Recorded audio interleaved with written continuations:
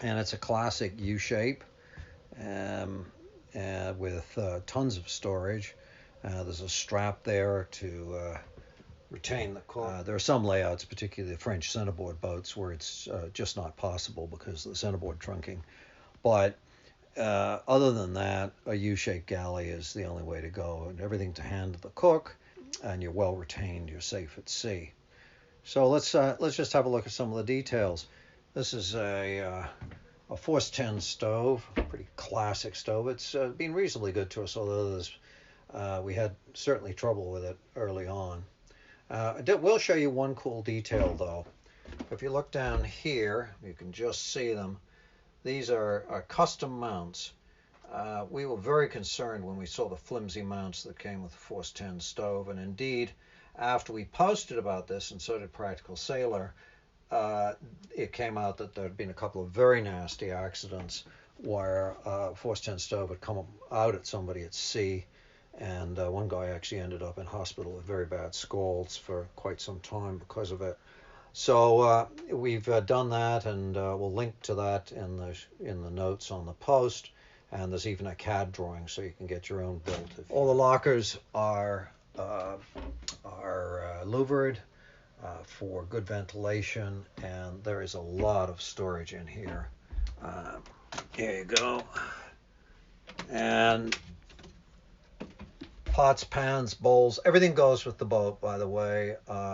And we do not camp. You'll notice there's no plastic plates here or anything like that. This is a home. And so we like nice food, and we want all of the things to make nice food. Talking of which, we go down underneath the stove. Here there's a pot locker, and these are high quality emerald pots. By the sink there are 3 drawers, and again, good quality knives, all of that sort of thing. All the kitchen utensils you'd possibly want, the flatware and the cutlery. And there's also a storm cover that will go over the top of that. Although the boat has such soft motion at sea, we've never had to use it, and we've been, heaved to in strong gale, and actually had a sit-down dinner at that table. Double sinks, just got to have it. It has a freshwater filtration system.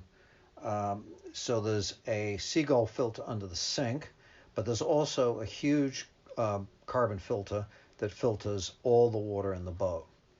And that other spigot is attached to a foot pump in case the freshwater pump dies. You could attach it to a saltwater pump, but we carry 250 salt water, but we carry 250 gallons of water on this boat. There's really no need to be messing around with washing things in salt water. They never get clean properly anyway. By the way, this countertop I put in 3 or 4 years ago. Again, I link in the show notes.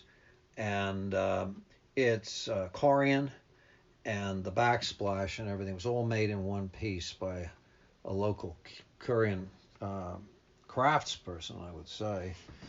And it's just beautifully done. And so all the backsplashes and everything are all one.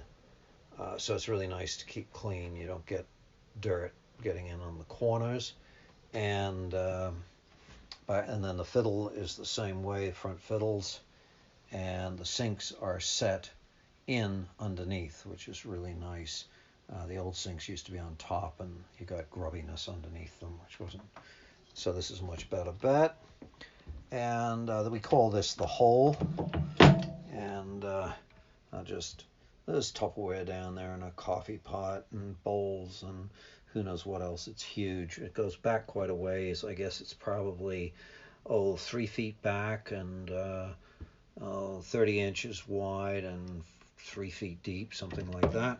A lot in there. The other side of the U-shaped galley, and we're looking at the fridge and freezer. The cubic footage for the freezer is in the detailed inventory, which you can download from the site. But it's huge. We'll put 4 or 5 months supply of frozen food in there. You can see the 2 big holding plates. And then over here is a huge fridge, and there's, you see, some of sliders and things, so you can so you don't have to reach to the bottom for everything. And there's a holding plate.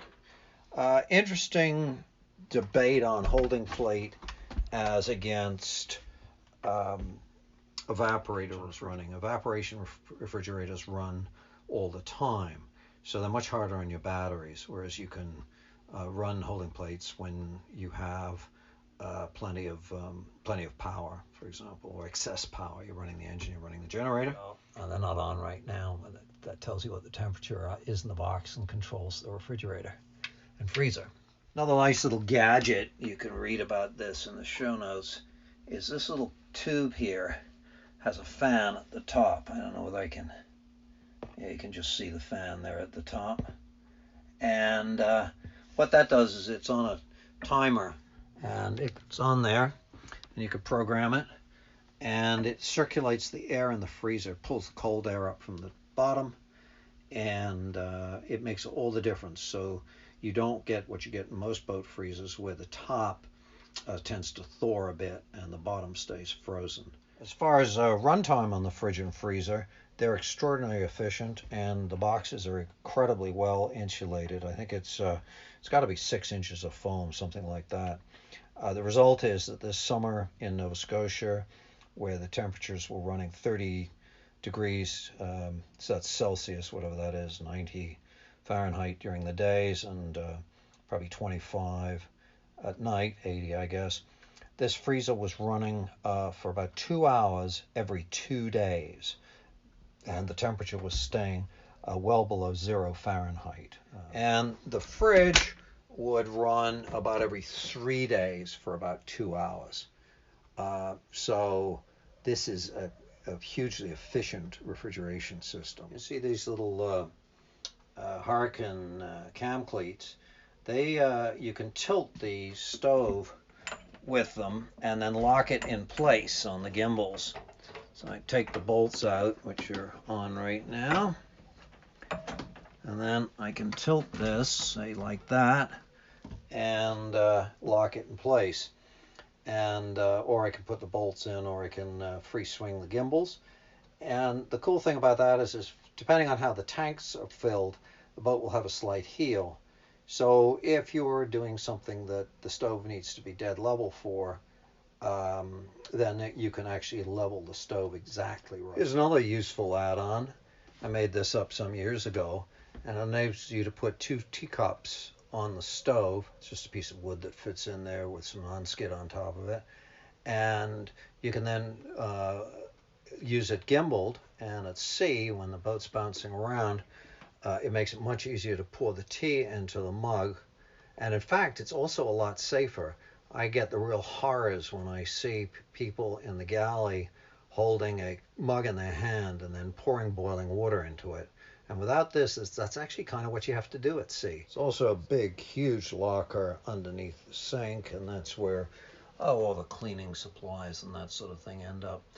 And, you know, if you're scaling this, the nice thing is when you get a bigger boat like this, but you don't cram it full of too many cabins, you end up in a situation like with this boat where just all the lockers and everything are just that much bigger.